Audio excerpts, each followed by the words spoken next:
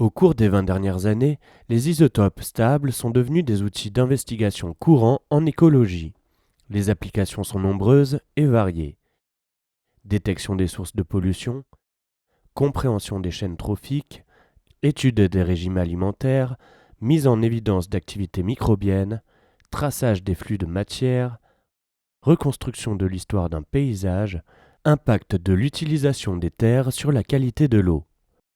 Les isotopes stables sont aussi fréquemment utilisés comme traceurs dans les systèmes biologiques. Ils permettent de suivre le cycle des éléments dans l'environnement.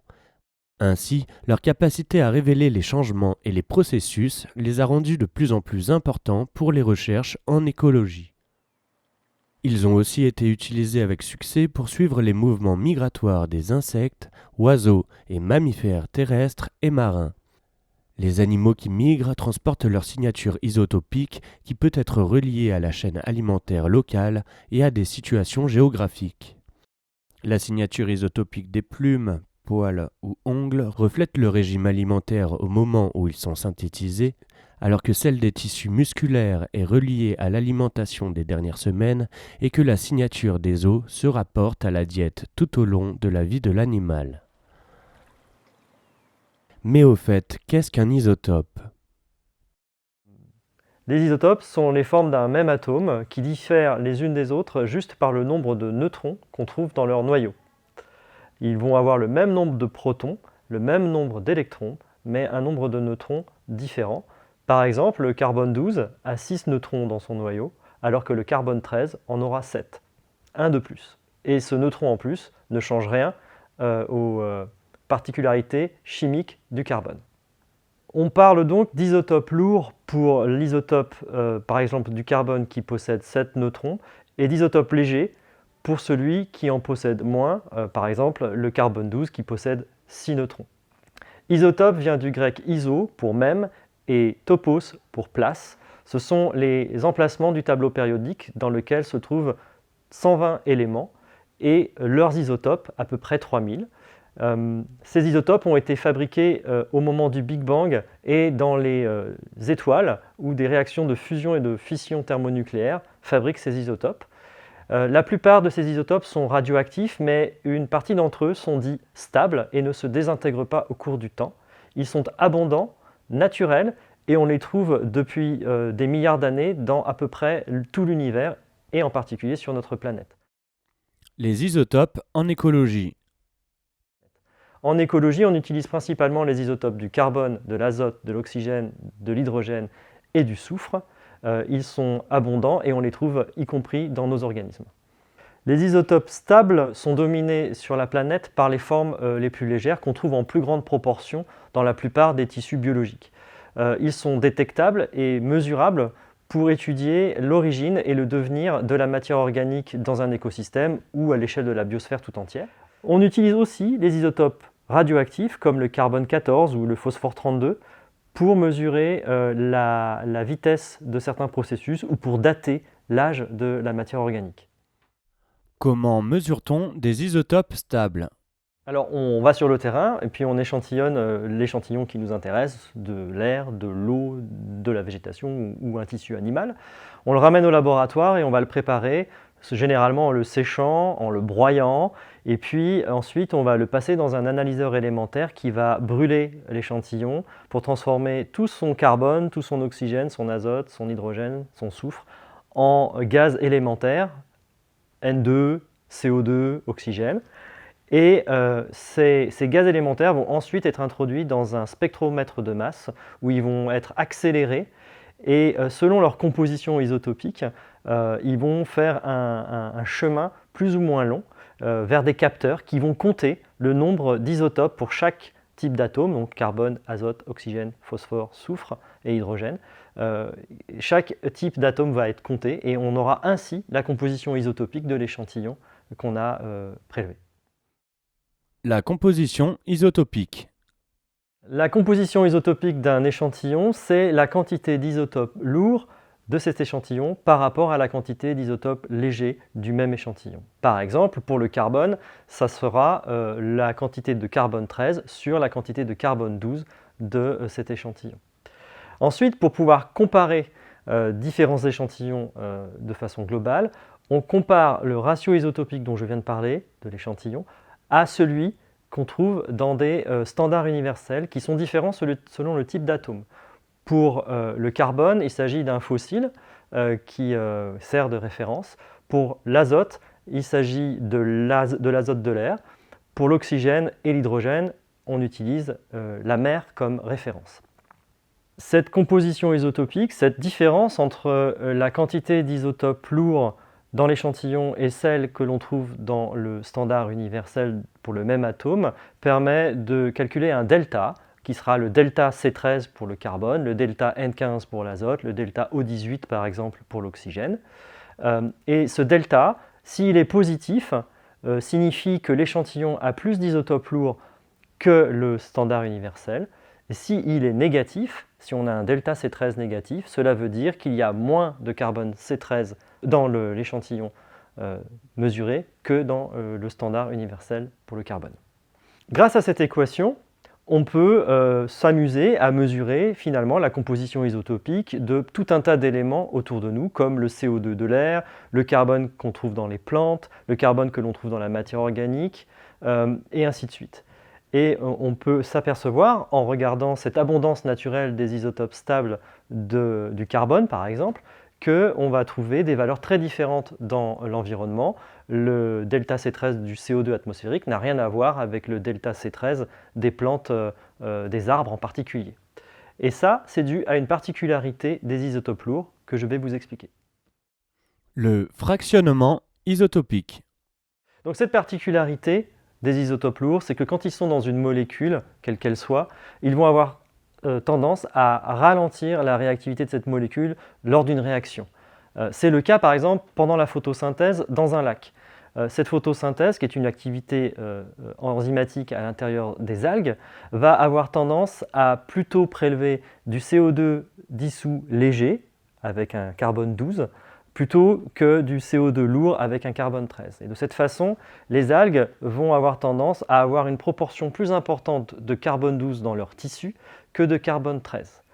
La résultante, c'est que le delta C13 du CO2 dissous dans le lac va augmenter, puisqu'on va avoir plus de carbone 13 qui s'accumule et moins de carbone 12 qui est prélevé par les plantes. Et de l'autre côté, le delta C13 du carbone à l'intérieur des plantes, lui va diminuer puisqu'on a plutôt tendance à avoir du carbone 12 qui arrive et qui est utilisé pour fabriquer des tissus végétaux.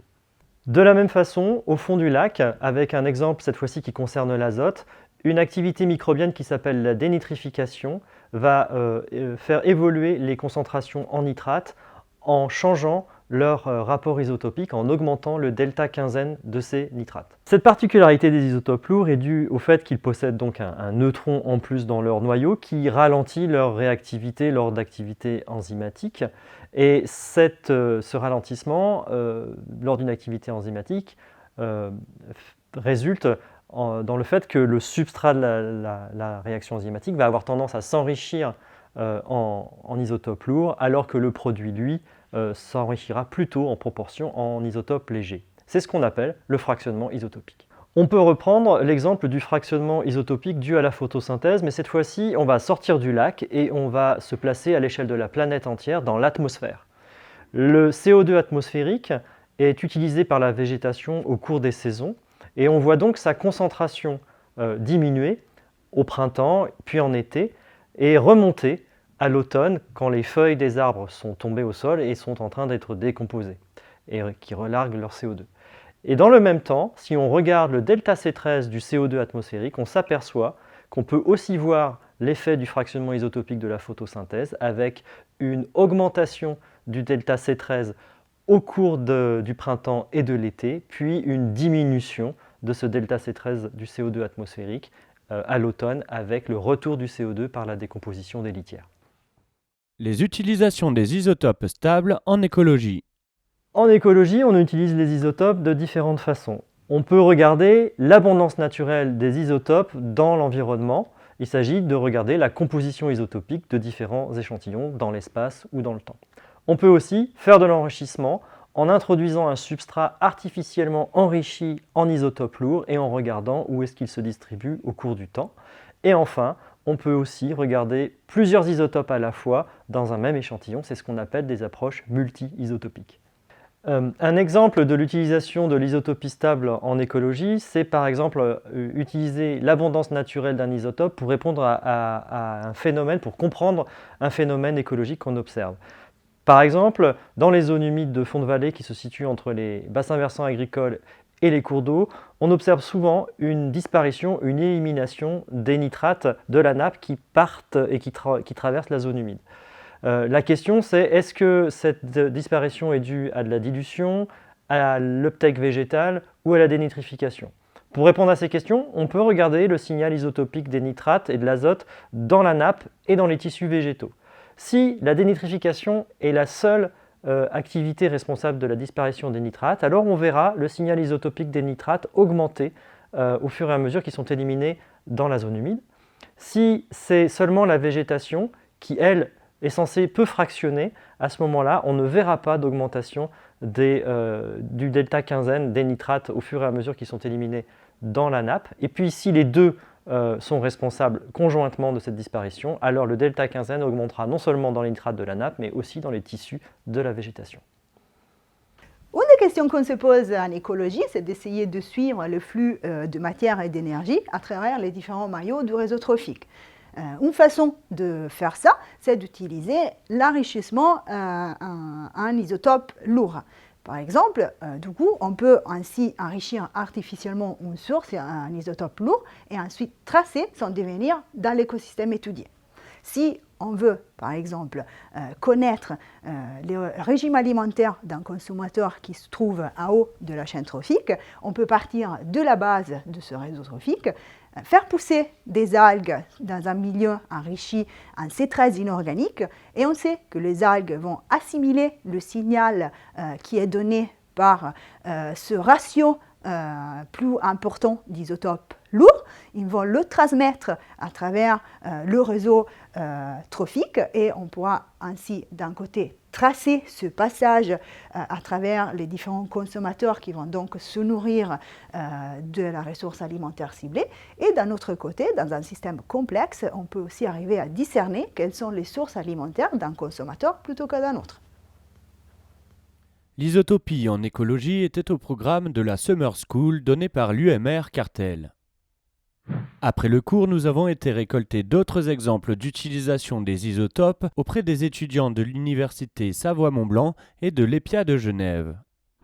Savoir quel était l'environnement passé seulement grâce aux isotopes.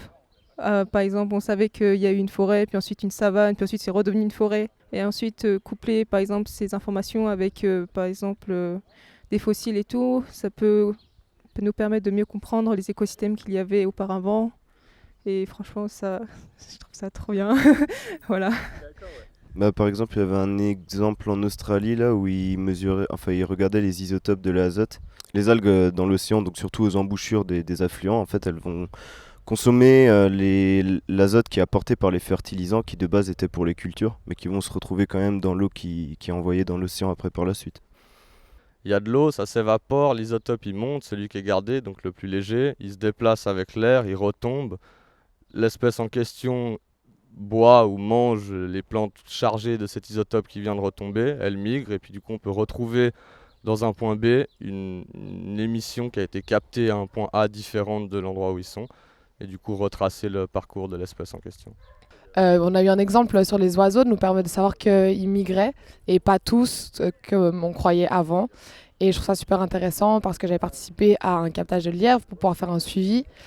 Et on les avait marqués avec des outils de marquage un peu intrusifs. Et puis là, ça aurait été de faire ça, ça permet de récolter du coup des poils. Et puis grâce à ces machines qui fractionnent, d'être beaucoup moins intrusif grâce juste à l'échantillon de poils.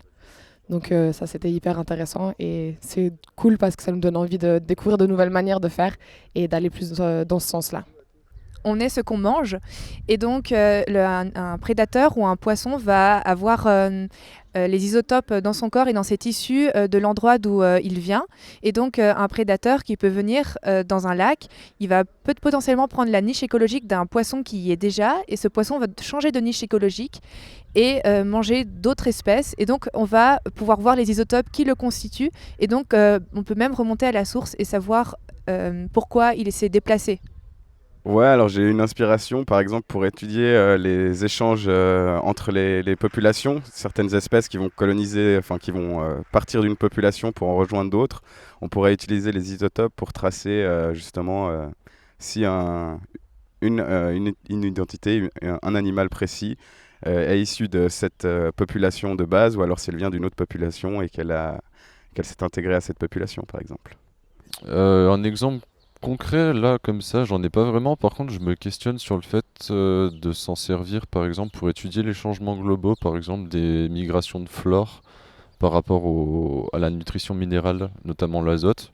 Je me dis, il y a peut-être moyen d'en faire quelque chose avec les isotopes de l'azote, ouais, justement. Du coup, je suis pas certain si c'est possible, mais en fait, j'aimerais bien, dans l'idée d'utiliser les isotopes pour créer des sortes de certificats de provenance. Je travaillais dans le bois et c'était du bois qui était proclamé bois suisse. Mais on savait très bien que les camions, ils arrivaient, ils déchargeaient, ils mettaient un papier bois suisse dessus et puis ils repartaient. Et potentiellement, vu que ça coûte pas cher et que c'est encore assez rapide, peut-être que l'utilisation des isotopes pour contrôler et déterminer d'où proviennent les matières premières serait une bonne solution. Autant dans le bois que dans les plantes ou même potentiellement dans la nourriture préfabriquée, mais ce qui serait beaucoup plus compliqué.